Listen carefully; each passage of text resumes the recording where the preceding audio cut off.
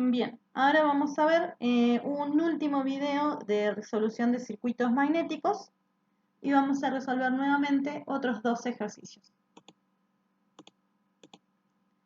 En el primer ejercicio nos dan este circuito magnético que tiene un brazo izquierdo, un brazo derecho y una rama central, y nos piden calcular la corriente que tiene que circular a través de este devanado para obtener un flujo de 0,012 Webers tanto en el brazo izquierdo como en el brazo derecho. Es decir, en los dos brazos tengo que obtener el mismo flujo.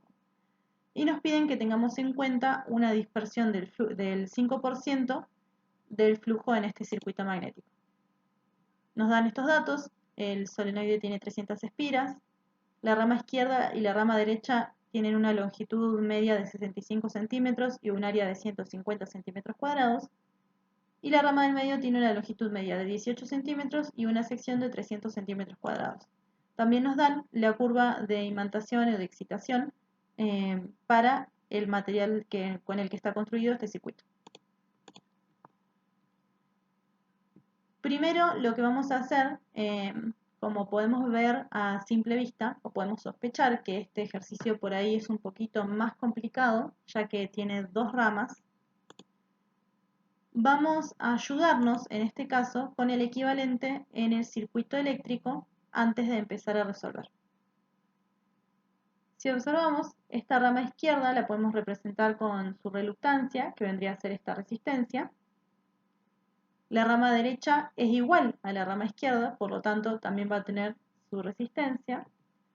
Y en la rama central vamos a tener una sola reluctancia correspondiente a este material, que sería la resistencia C de central que vemos en el circuito eléctrico equivalente.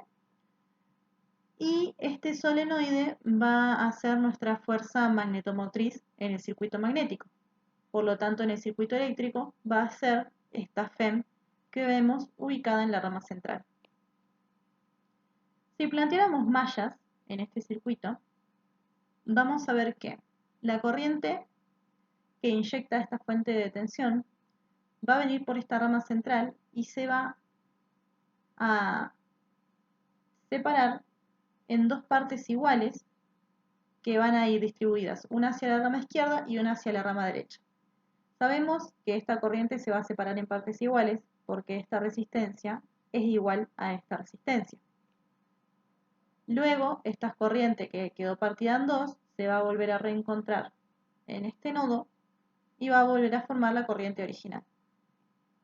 Cuando planteamos mallas en esta rama y planteamos mallas en este lado izquierdo, vamos a encontrar que las ecuaciones que representan estas dos mallas son iguales.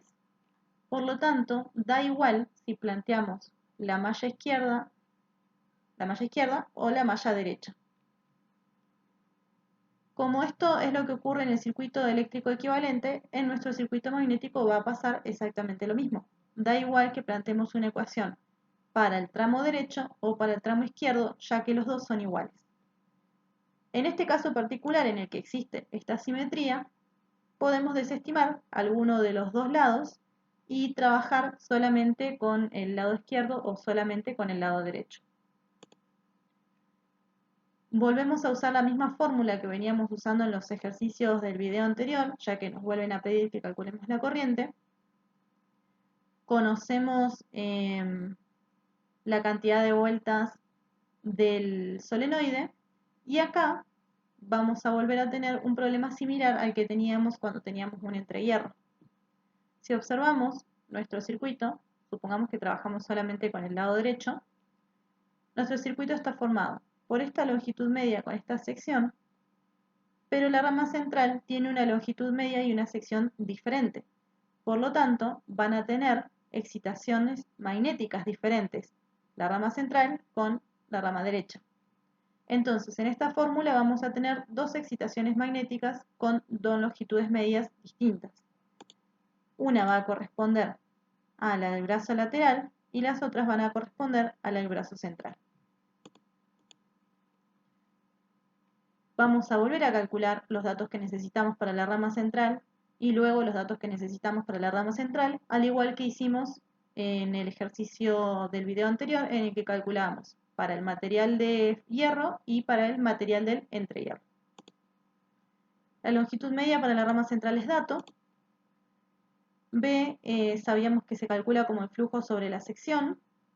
El flujo es de 0,012 Webers y la sección también la podemos obtener de los datos del enunciado. Nos da un valor entonces de 0,83 Tesla. Tenemos la curva de imantación que nos dan en el enunciado del ejercicio y haciendo una aproximación vamos a ver que para 0,83 Tesla podemos encontrar un valor aproximado de excitación magnética de 11,66 amperevueltas sobre metro. Haciendo lo mismo para la rama central, la longitud media era dato.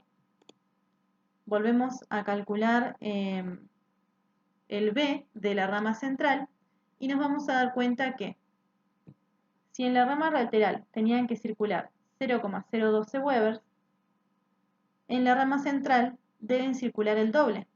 Si recordamos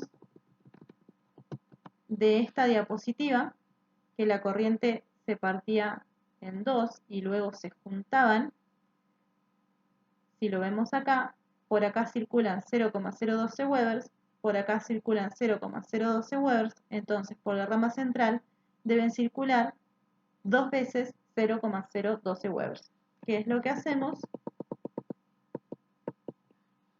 en la fórmula de B, dos veces el flujo de la rama lateral, dividido la sección de la rama central, nos vuelve a dar 0,83 Tesla para nuestra conveniencia. Como la rama central tiene el mismo material que la rama lateral, entonces a los 0,83 Teslas le corresponden nuevamente los 11,66 amperevueltas sobre metro de la excitación magnética.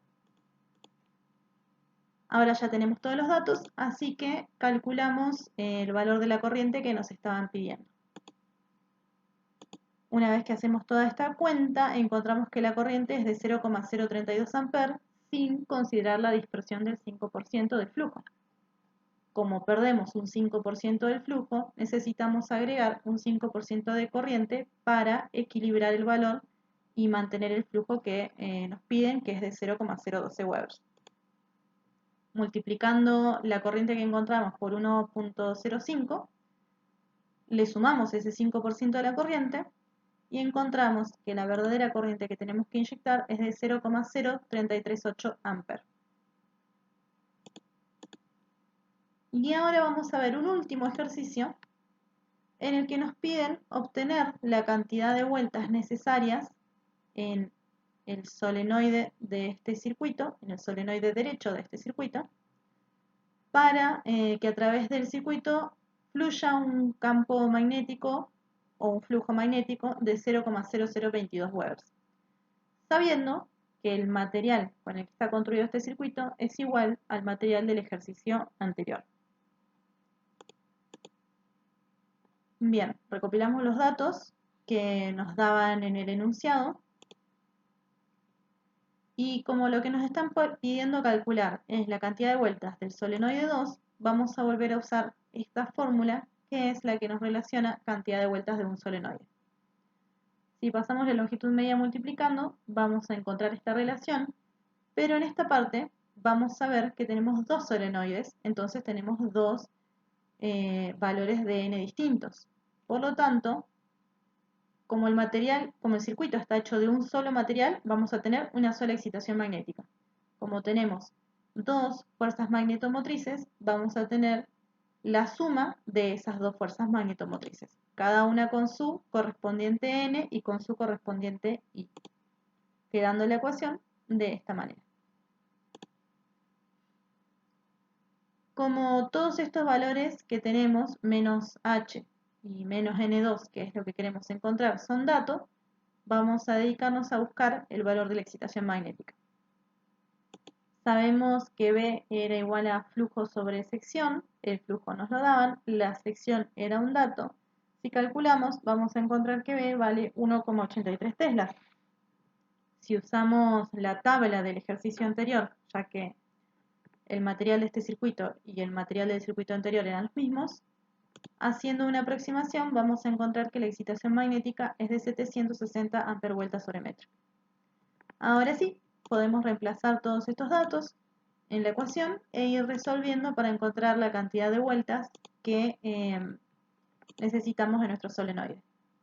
Cuando reemplazamos los datos, pasamos este término restando hacia el otro lado, luego pasamos 2 amperes dividiendo y vamos a encontrar que la cantidad de vueltas necesarias en el solenoide 2 es de 26 vueltas. Ahora sí, estos son todos los ejercicios que vamos a resolver de circuitos magnéticos.